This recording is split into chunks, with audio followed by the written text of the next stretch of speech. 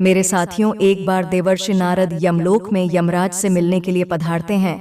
तब देवर्षि को देखकर यमराज भी उनका स्वागत करते हैं और पूछते हैं, हे देवर्षि, आज यमलोक में आने का क्या प्रयोजन है? मैं आपकी किस प्रकार से सहायता कर सकता हूँ? तब देवर्षि नारद कहते हैं कि हे धर्मराज, आप तो न्याय के देवता हैं। मनुष्यों को उनके पाप और पुण्य कर्मों के आधार पर आप उन्हें स्वर्ग अथवा नरक में डालते हैं। इसीलिए आपको स्वर्ग और नरक लोक के बारे में सब कुछ पता है। मैं यहाँ पर यह जानने के लिए आया हूँ कि नरक की वह कौन सी नदी है जिसमें पापी और पुण्यात्माएं एक साथ गिरती है। वह नदी कैसी है, उस नदी का क्या नाम है, और मृत आत्माएं उस नदी को कैसे पार करती है? कृपया आप मुझे इन सभी के बारे में बताने की कृपा करें। फिर यमराज कहने लगते हैं कि हे देवर्षि, यमलोक के मार्ग में जो नदी प्रति है उसे वैतरणी कहा गया है।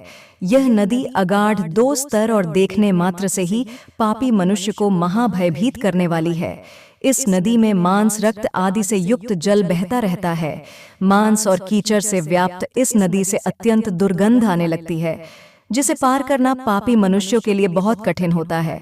तथा यह नदी भयंकर नुकीले दांतों वाले जीव जंतुओं से व्याप्त है। फिर यमराज देवर्षि नारद को अपने साथ लेकर वैतरणी नदी की ओर प्रस्थान करते हैं। फिर यमराज कहते हैं कि देखिए देवर्षि, इस वैतरणी नदी में पापी आत्मा यमदूतों के द्वारा गिराई जा रही है। पापी मनुष्य इस नदी को देखकर भयभीत हो जाते हैं और थर-थर कांपने लगते हैं। जब पापी मनुष्य नदी के तट पर आकर खड़ा हो जाता है तो उसे देखकर वह वैतरणी नदी खौलने लगती है, उसका पानी उबलने लगता है, जिसे देखकर पापी उस नदी में उतरने से डरने लगता है। तब मेरे दूत उस पापी को धक्के मारकर नदी में गिरा देते हैं। उस पापी के नदी में गिरते ही नदी के पात्र में नदी का जल तुरंत खौलने लगता है, जिससे उस पापी को असहनीय वेदना होने लगती है। उसका अंग अंग जलने लगता है। वह जोर जोर से चीखने चिल्लाने लगता है, किंतु किसी को भी उन पर दया नहीं आती। वैतरणी नदी का जल कीटाणुओं से तथा वज्र के समान सूर वाले जानवरों से भी भरा हुआ रहता है। सूस, घरियाल, वज्रदत्त तथा अनेक हिंसक एवं मांस भक्षक जलचरों से वह महानदी भरी हुई है। यमराज कहते हैं कि हे देवर्षि, पृथ्वी पर प्रलय के अंत में जैसे 12 सूर्य आकाश में एक साथ दिखाई पड़ते हैं, ठीक उसी प्रकार से नरक में भी 12 सूर्य आकाश से उस नदी को तपाते रहते हैं, जिससे नदी का पानी उबलने लगता है। उस महाभयंकर नदी में गिरने वाले पापी मनुष्य दर्द से चिल्लाते हुए करुण विलाप करने लगते हैं। उनके मुख से बार बार अपने परिवार के लोगों का नाम पुकारा जाता है, किंतु उनकी मदद के लिए वहां कोई नहीं आता है। दुष्ट और पापी लोगों की गति ऐसी ही होती है। वे सभी पापी मनुष्य वैतरणी नदी में इधर उधर भागने लगते हैं। ऊपर से तपते हुए 12 सूर्य की गर्मी से वे जलने लगते हैं, तो फिर वे नदी में डुबकी लगाते हैं। लेकिन नदी का पानी भी उनके शरीर को शांति नहीं देता है और वे उस गर्म जल में भी तड़पते रहते हैं।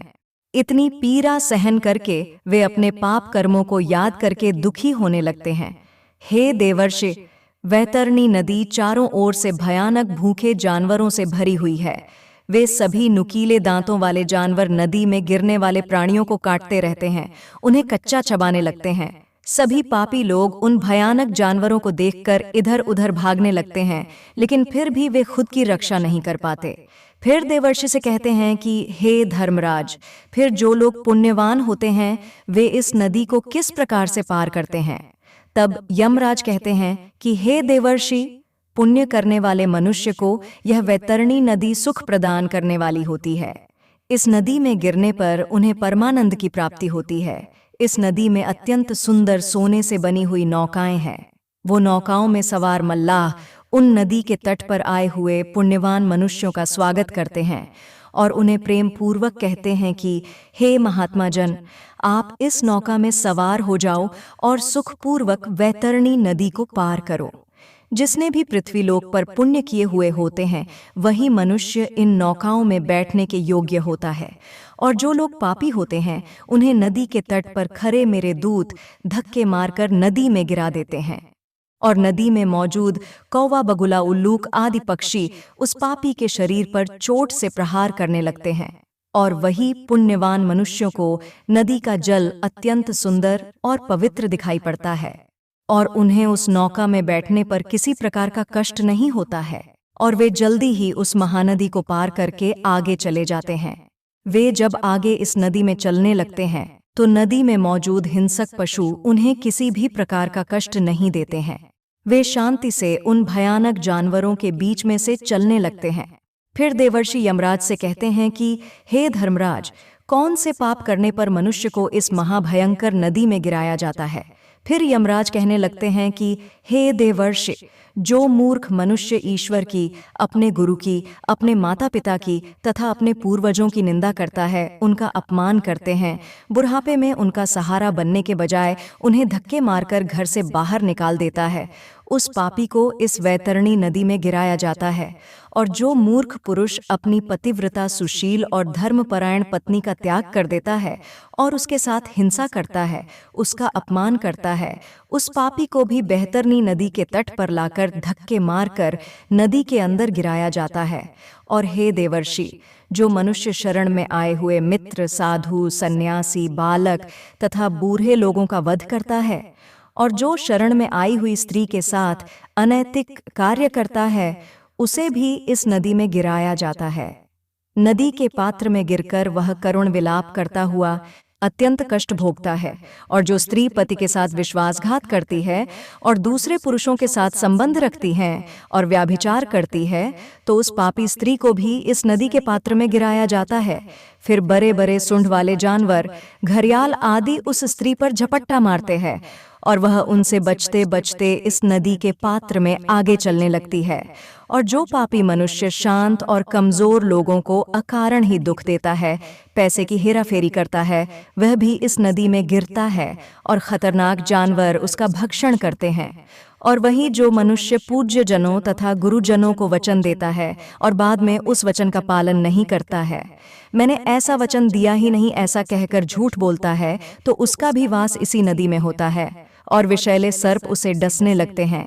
और जो दूसरों के घर में आग लगाता है, दूसरों का काम धंधा बर्बाद करता है, दूसरों को विष पिलाता है, झूठी गवाही देता है, शराब का सेवन करता है, यज्ञ आदि धार्मिक कार्यों में विघ्न डालता है तथा गुरु की पत्नी के साथ गमन करता है, उसे भी इस मांस के कीचड़ से व्याप्त नदी में गिराया जाता है। और जो पापी मनुष्य दूसरों को वस्तु भेंट करके फिर से उसे चुरा लेता है, जो सेतु अर्थात नदी पर बनाए हुए पुल को तोड़ता है, दूसरों की पत्नी के साथ भोग विलास करता है, गायों को पानी पीने के लिए बनाई हुई बावली को तोड़ता है तथा छोटी कन्याओं के साथ बलात्कार करता है, उसे भी धक्के मार मार कर इस नदी में गिराया जाता है। तब नदी में स्थित जानवर उसका मांस नोच नोच कर खाने लगते हैं। और जो भी मनुष्य दान नहीं करता, दान देकर बाद में पश्चाताप करता है, मांस का भक्षण करता है, गायों को मारता है, वह भी इसी नदी में गिरता है। और अहंकारी मनुष्य, दूसरों की झूठी प्रशंसा करने वाला, गर्भपात करने वाला भी इसी नदी में गिराया जाता है। तब इतना सुनकर देवर्षि नारद आश्चर्यचकित हो जाते हैं और यमराज से कहते हैं कि हे धर्मराज, इस महाभयंकर नदी का वर्णन सुनकर तो मेरे रोंगटे खड़े हो गए हैं, किंतु हे धर्मराज, मैंने सुना है कि नरक में एक और नदी भी है जो बहुत ही सुंदर और पवित्र है, कृपया आप उसका भी वर्णन करें। फिर धर्मराज कहते हैं कि हे देवर्षि, इस वैतरणी नदी को पार करने के लिए मनुष्य को 17 दिन का समय लगता है और वह 18वें दिन मेरे नगर में पहुंचता है, जिससे यमपुरी कहा जाता है।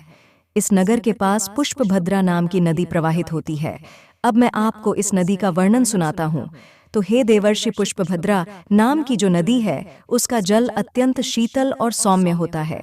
जब सभी आत्माएं इस नदी के तट पर आती है, तो वे उस शुद्ध और पवित्र जल का पान करते हैं और आगे बढ़ते हैं। इस नदी के चारों ओर अत्यंत सुंदर वृक्ष और फूलों से सजे हुए पौधे होते हैं। पुण्य आत्माओं के ऊपर फूलों की वर्षा होती है और वे आनंद पूर्वक उस नदी में विहार करते हैं। वहां पर मौजूद स्वादिष्ट फलों का वे आनंद लेते हैं। और उस नदी के तट पर एक अत्यंत सुंदर वट वृक्ष है, जहां पर सभी आत्माएं विश्राम करती है, किंतु यम के दूत पापी आत्माओं को वहां पर विश्राम करने नहीं देते हैं। उनको धक्के मारते हुए आगे चलने के लिए कहते हैं, क्योंकि उस प्राणी के पुत्रों के द्वारा जो भी मासिक पिंडदान किया हुआ होता है, उसे वह इस स्थान पर प्राप्त होता है और वह उसे खाकर आगे बढ़ता है। फिर देवर्षि कहते हैं कि हे यमराज, वैतरणी नदी के ताप से बचने के लिए मनुष्य को कौन से कार्य करने चाहिए। फिर यमराज कहते हैं कि हे देवर्षि, मनुष्य यदि इस महातापी नदी को शीघ्रता से पार करना चाहता है तो उसे पृथ्वीलोक पर गाय का दान करना चाहिए। लाल अथवा काले रंग की शुभ लक्षणों वाली गाय का नाम वैतरणी रखना चाहिए और उस गाय का दान करना चाहिए, क्योंकि जो मनुष्य पृथ्वीलोक पर गाय का दान करता है वह यमलोक में गाय की पूंछ पकड़कर वैतरणी नदी को पार कर लेता है। गाय का दान करते समय यह कहना चाहिए कि हे द्विज श्रेष्ठ, महाभयंकर वैतरणी नदी के बारे में जानकर मैं उसको पार करने की अभिलाषा से यह वैतरणी नाम की गाय आपको दान में दे रहा हूँ। इस तरह से ही वह वैतरणी नदी को आसानी से पार कर लेता है।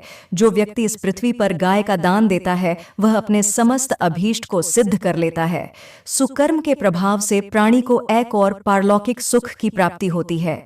स्वस्थ जीवन में गोदान देने से 1000 गुना एवं रोगग्रस्त जीवन में 100 गुना लाभ निश्चित है। मरे हुए प्राणी के कल्याणार्थ जितना दान दिया जाता है उतना ही उसका पुण्य है। अतः मनुष्य को अपने हाथ से ही दान देना चाहिए। मृत्यु होने के बाद कौन किसके लिए दान देगा? मेरे साथियों, दान धर्म से रहित कृपणता पूर्वक जीवन जीने से क्या लाभ? इस नश्वर शरीर से स्थिर कर्म करना चाहिए, क्योंकि आत्मा अतिथि है और वह एक न एक दिन इस शरीर का त्याग करके चली जाएगी। इसीलिए बिना लोभ किए मनुष्य को दान अवश्य करना चाहिए। दोस्तों, इस प्रकार से यमराज ने देवर्षि नारद को यमलोक की बेहतरनी और पुष्पभद्रा नदी का वर्णन किया है। मेरे प्यारे दोस्तों, हमें उम्मीद है कि आपको यह जानकारी अच्छी लगी होगी। तो वीडियो को लाइक जरूर कीजिएगा और कमेंट में जय श्री कृष्ण अवश्य लिखें। साथ ही चैनल को सब्सक्राइब भी कर लीजिएगा ताकि ऐसी ही आध्यात्मिक जानकारी आपको प्राप्त होती रहे। तो मेरे साथियों, आज के वीडियो में बस इतना ही। आप सभी का बहुत बहुत धन्यवाद।